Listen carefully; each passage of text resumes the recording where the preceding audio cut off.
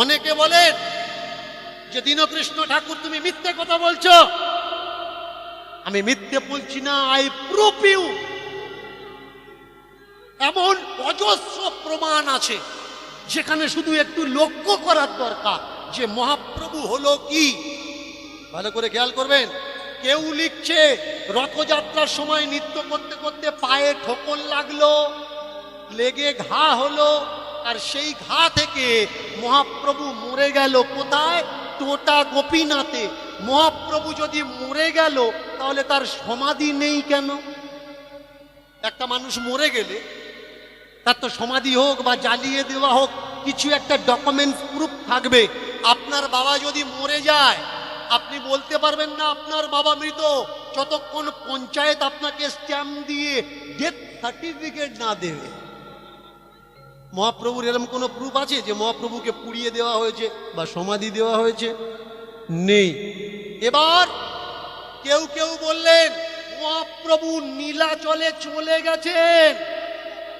তাহলে মহাপ্রভু যদি নীলাচলে লুকিয়ে চলে গেল, মহাপ্রভু কি কাপুরুষ যে কারোর কাছে কিছু বললো না, লুকিয়ে লুকিয়ে চলে গেল? চলে যাওয়ার কারণটা কি? একটু দিমাগ লাগানো লাগবে শুধু, তাহলে বুঝতে পারবেন যে আমাদের মহাপ্রভুর উপরে কতটা ঝড় এসছে, কতটা যন্ত্রণা এসছে। ভালো করে মন দিয়ে শুনুন কথাগুলো, শোনার প্রয়োজন। কি হলো না, কেউ বলল রথযাত্রা মানে হয়ে গেছে উল্টো রথের আগে মহাপ্রভু জগন্নাথ দর্শনের জন্য মন্দিরে ঢুকেছে, আর জগন্নাথের শরীরে মহাপ্রভু মিল হয়ে গেছে, নীল হয়ে গেছে, মিলিয়ে গেছে।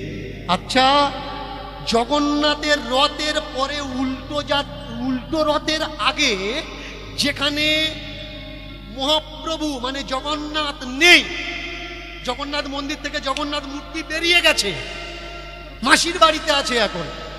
সৌরথ, তারপরে উল্টো রথ। সৌরথের পরে জগন্নাথ কোথায় যায়? মাসির বাড়িতে যায়।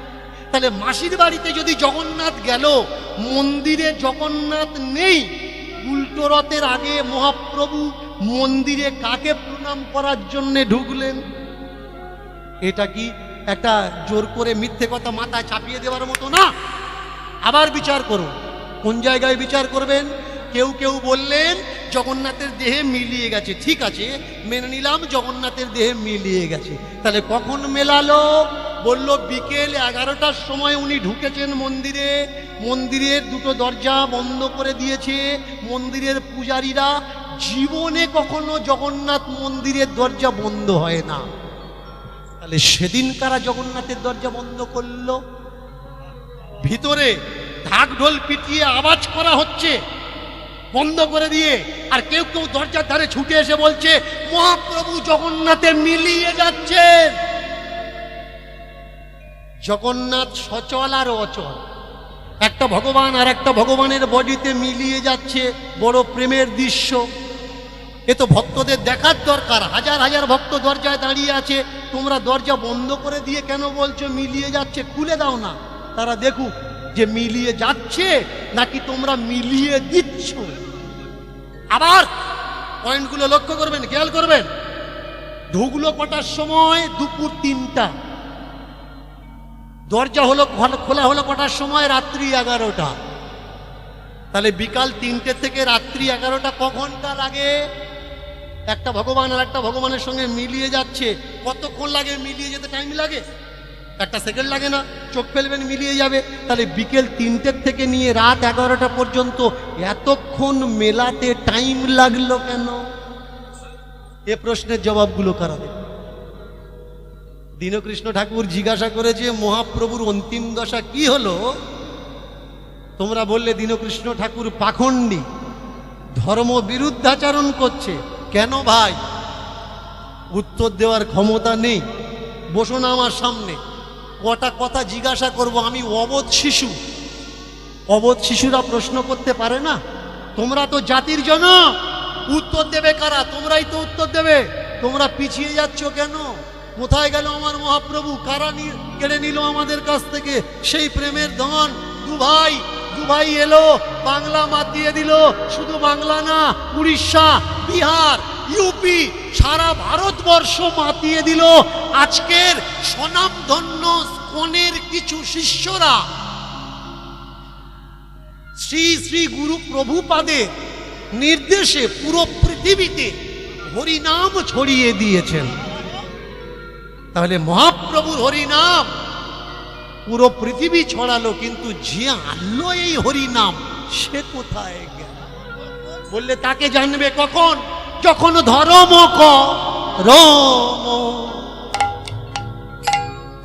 করবে মন, যখন ধর্ম করম করবে মন। আরেকটু বুঝিয়ে বলে দিচ্ছি যে শ্রোতা হওয়া কঠিন কেন, ভালো করে মন দিয়ে শুনবেন। মা সরস্বতী, কখনো ভেবেছেন মা দুর্গা তার পায়ের নিচে কে? এই দেখেছেন অসুরের মতো কথাবার্তা। মা দুর্গার বাহনের নাম কি? একটু কথা বলবেন না। শেয়াল, সিংহ। এই দেখেছো সিংহের মতো নাম বললে আমি বুঝবো কি করে? একটু গর্জন করে বলা লাগে। এবার মা লক্ষ্মীর বাহন কি? পেঁচা। পেঁচা কাকে বলে? যে কাউকে কিছু দেয় না তাকে পেঁচা। তাই তো? আপনি খেতে গেছেন বা কারোর বাড়িতে ভিক্ষা করতে গেছেন, আপনাকে দূর দূর করে তাড়িয়ে দিল, বেরিয়ে এসে ভিখারি কি বলবে? এদের বাড়ির বউটা পেঁচার মতো, গেলাম কিছু দিল না। তো সরস্বতীর বাহনের নাম কি? শুধু হাঁস নয়, রাজ হংস। কখনো ভেবেছেন মা সরস্বতী যিনি শিক্ষার দেবী, বিদ্যার দেবী, যিনি সুরের দেবী, সঙ্গীতের দেবী, স্তোত্রের দেবী, তার নিচে যে আছে বলুন তো তার গলায় সুর আছে? নেই। যার গলার সুর নেই সে যদি গান করে মানুষ তাকে কি বলে? হাঁসের মতো গলা, ট্যাক ট্যাক করছে। তাহলে পিঠের উপরে সুরের দেবী বসে আছে, অথচ নিচে যে আছে তার কণ্ঠে সুর নেই। একদিন হাঁস দেবীকে বলছে, মা আমি তোমার সঙ্গে ঘুরি, যে যার সঙ্গে ঘুরে সে তো কেমন হয়, তা মানুষ আমাকে নিন্দা করে, তোমার গলায় এত সুর আমার গলায় সুর নেই কেন? মা বললে, শোন আমার গলায় সুর আছে, আর আমি যদি তোর গলায় সুর দিই তাহলে বাইরে তো দূরের কথা, তুই তো আমার ভুল ধরবি, তুই আমাকে ভুল ধরবি, যে এই জায়গায় তাল ভুল হলো, এই জায়গায় রাগ ভুল হলো, এই জায়গায় রাগিনী ভুল হলো, এই জায়গায় মুরকি পাল্টা গমক ঠিক লাগলো না। তুই যাতে ভুল না ধরতে পারিস তার জন্যে দিয়ে রাখলাম। এবার বোঝা লাগবে মায়ের পায়ে হাঁস কেন? কেন রাজহাঁস? এমনি হাঁস তো রাখতে পারতেন, রাজহাঁস কেন রাখলেন? মা বলে দিলেন, আমার পায়ে আমি তাকে ঠাঁই দিই। কাকে ঠাঁই দিই? ওই যে পড়তে যাও না, বছরে একবার তো মা সরস্বতী পূজা হয়, গিয়ে করজোড় করে বলো না, মা কৃপা করো, চরণে ঠাঁই দাও, বিদ্যা দাও, বুদ্ধি দাও। হবে না। মা বললে বিদ্যা বুদ্ধি জ্ঞান আমি তাকে দিই, আমার পায়ে আমি কাকে ঠাঁই দিই জানিস? দুধ আর জল মিশিয়ে দিলে যে জলটা বাদ দিয়ে শুধু দুধটুকু নেয়,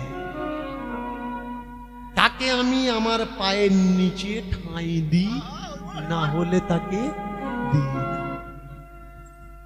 তাহলে শ্রোতা মানে কে? শ্রোতা মানে রাজ হংস হতে হবে, তবে শ্রোতা হবে, না হলে হবে না। দুধ আর জলটা মিশিয়ে দেবে, দুধটা বাদ দিয়ে কেউ যদি জলটা নিয়ে বাড়ি যায়, যাওয়ার সময় বলে বলে যাচ্ছে, অত কথা বললে ভালো লাগে, মানে ও দুধ খায়নি, জল খেয়েছে, জল গিলেছে, তাহলে ঠিক নেই, দেখতে ভালো নয়, ওই জায়গাটা ভুল বলল, ভাই 4 ঘন্টার ভিতরে একটাও ভালো ছিল না, সেটা নিতে পারোনি, যাওয়ার সময় সময় তুমি তো খারাপটা নিলে, তোমার সঙ্গে যে কীর্তন শুনে ফিরে যাচ্ছে তার কানটাও বাজে জিনিস দিয়ে তুমি ভরে ভরে যাচ্ছ, যে এটা হয়নি, ওটা হয়নি, সেটা হয়নি। তত্ত্ব বললে রাজহংস যে হরিনামের শ্রোতা, সে কীর্তনিয়া আলতু পাল্টু জিনিস দিয়ে যদি ভালো জিনিস মিশিয়ে দেয়, তারা আলতু ফালতু না, শুধু ভালোটা নেয়। তাকে বলে হরিভক্তির শ্রোতা, অন্য কেউ নয়।